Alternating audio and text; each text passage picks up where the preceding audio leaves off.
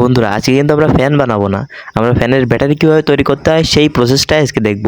এই প্যাকটিতে আমি ব্যবহার করেছি মোট 6টি 18650 লিথিয়াম আয়ন সেল। প্রতিটি সেলের ভোল্টেজ প্রায় 3.7 ভোল্ট এবং সাধারণত 2000 থেকে 2500 মিলি অ্যাম্পিয়ারের মতো। এখানে আমি এই সেলগুলো কিন্তু 3টি গ্রুপে বিভক্ত করেছি, প্রত্যেক গ্রুপে রয়েছে 2টি করে, মোট 3টে গ্রুপ। ব্যাটারি বিএমএস কিন্তু আমাদের এখানে দেখতে পাচ্ছ 3S একটা বিএমএস ব্যাটারি ম্যানেজমেন্ট সিস্টেম, যা ব্যাটারি ভোল্টেজ, চার্জিং, ডিসচার্জিং ও তাপমাত্রা নিয়ন্ত্রণ করে। এই বোর্ডের মাধ্যমে ব্যাটারিগুলো ব্যালেন্স চার্জিং নিশ্চিত হয় এবং অতিরিক্ত চার্জ, ডিসচার্জ বা শর্ট সার্কিটের ঝুঁকি থেকে ব্যাটারিগুলো রক্ষা পায়। এবার আসি ব্যাটারি কানেকশনের নিয়মে। ব্যাটারি কানেকশনের সময় আমি যে দেখো তোমাদের ডান সাইডে যে ডায়াগ্রামটা দিয়েছি, এই ডায়াগ্রামের মতো করেই তোমরা এখানে ব্যাটারি কানেকশনগুলো করবে, সঠিকভাবে ব্যাটারি কানেকশনগুলো করবে যাতে তোমাদের ব্যাটারি কানেকশনগুলো কিন্তু ভুল না হয়। দেখো আমি কিন্তু এখানে প্রতিটা সেল কিন্তু দেখো আমি পজিটিভ পজিটিভ, নেগেটিভ নেগেটিভ এবং পজিটিভ পজিটিভ তিনোটাই কিন্তু আমি এখানে লাগিয়ে নিলাম সোল্ডারিংয়ের মাধ্যমে।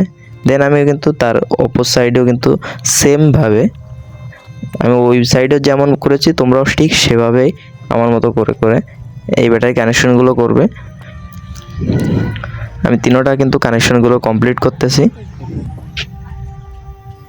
এবার দেখো আমি কিন্তু এখানে টপের যে 2-2-4টা, এখানে আমি 2-2-4টা ব্যাটারি একসাথে কানেকশন করে দিলাম। এখানে কিন্তু সিরিজ কানেকশন হচ্ছে, দেখতে পাচ্ছ। এবং এর যে উল্টা সাইড আছে, এর যে ব্যাটারির যে উল্টা সাইড আছে তার ডাইন সাইডে কিন্তু আমরা এই কানেকশনগুলো করব।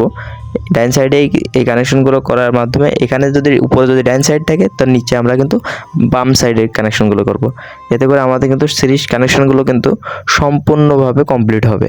এখানে খুবই গুরুত্বপূর্ণ বিষয় হচ্ছে নিরাপত্তা। এই ধরনের ব্যাটারি সোল্ডারিং করার সময় অতিরিক্ত গরম হয়, যা কিনা আমাদের সেদিকে খেয়াল রাখতে হবে। এই জন্য আমাদের স্পট ওয়েল্ডিং থাকলে সেটা ব্যবহার করাই সবচেয়ে ভালো হবে। কোনো ভুল কানেকশন করলে ব্যাটারিতে শর্ট সার্কিট হতে পারে, এমনকি ব্যাটারি বিস্ফোরণও ঘটতে পারে, সেদিকে লক্ষ্য রাখতে হবে। তো বন্ধুরা এবার কিন্তু আমরা বিএমএসটি কানেকশন করব।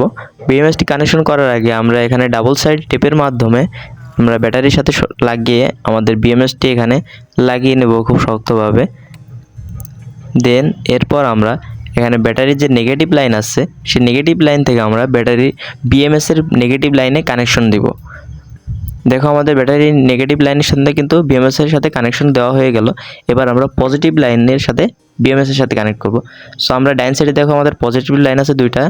এই পজিটিভ লাইন 2টা ব্যাটারি, এখান থেকে একটা পজিটিভ লাইন বের হয়েছে। এই পজিটিভ লাইন থেকে একটা তার সোল্ডারিং করব, করে আমরা বিএমএসের যে বি প্লাস চিহ্ন আছে সেই বি প্লাস চিহ্নর সাথে সংযোগ করে দেব সোল্ডারিং মাধ্যমে খুব শক্তভাবে, যাতে আমাদের এখানে কোনো লুজ কানেকশন না থাকে। দেন আমরা এখানে ব্যাটারির মিটারের মাধ্যমে ব্যাটারি কানেকশনগুলো চেক করব। দেখো আমাদের ডাইন সাইডে কিন্তু 4 ভোল্টের মতো দেখাচ্ছে এবং ব্যাটারির যে নিচের সাইড আছে এই নিচের সাইডে কিন্তু আমাদের 8 ভোল্টের মতো কাছাকাছি দেখাচ্ছে।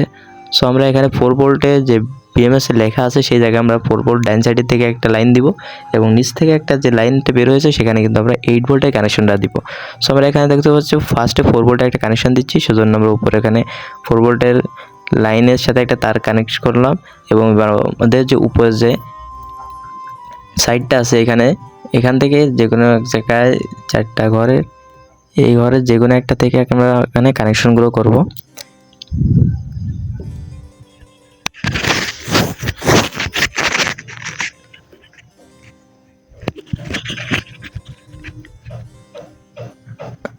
দেখো আমাদের এখানে কানেকশনটা কিন্তু করে দিলাম। দেন এবার আমরা এখানে 8 ভোল্টের যে কানেকশনটা আছে সেটা করব। আমাদের 8 ভোল্টটা কিন্তু তার নিচেই, তা আমরা সেই নিচ বরাবরই কিন্তু এখানে সোল্ডারিংটা করে দিলাম। সো আমাদের এখানে কিন্তু পুরো ব্যাটারি প্যাকটা কিন্তু কমপ্লিট হয়ে গেল, এখানে কোনো জায়গায় কোনো সমস্যা হয়নি আমাদের ব্যাটারির। এবার আমরা ব্যাটারি কানেকশনটা চেক করলাম। দেখো আমাদের এখানে কিন্তু 10.78 বা 8 ভোল্ট আছে। সো আমরা এই ব্যাটারিটাকে যদি আমরা ফুল চার্জ দিই, তো ফুল চার্জ দিলে কিন্তু আমাদের ব্যাটারিটা 12.6 ভোল্ট বা 12.7 ভোল্টের কাছাকাছি চলে যাবে। সো আমরা এই 12 ভোল্টের এই ব্যাটারি প্যাকটা চার্জে দেবো। সো চার্জে দেওয়ার জন্য আমরা এখানে কিন্তু একটা হোল্ডারের মতো বা ফিমেল জ্যাক সেট করেছি। এই ফিমেল জ্যাকটার মাধ্যমে আমরা অন্য কিছু চালাতে পারবো। সো আমরা এখানে দেখতে পাচ্ছ 12 ভোল্ট 2 অ্যাম্পিয়ারের একটি চার্জার ব্যবহার করেছি। 12 ভোল্টের 2 অ্যাম্পিয়ারের এই চার্জারের মাধ্যমে তোমরা কিন্তু ব্যাটারিটাকে চার্জ করতে পারবে। তোমরা এখানে 12 ভোল্টের 1 অ্যাম্পিয়ারের ব্যাটারি চার্জার ইউজ করতে পারো।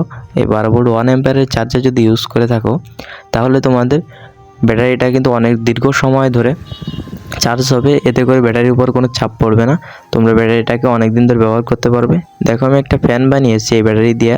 তোমরা যদি এই ফ্যানের ভিডিওটা দেখতে চাও তো পরবর্তীতে আমি এই ভিডিওটা নিয়ে আসবো। সো সেই জন্য চ্যানেলটি সবাই সাবস্ক্রাইব করো পরবর্তীতে যেন তোমরা এই ভিডিওটা দেখতে পারো।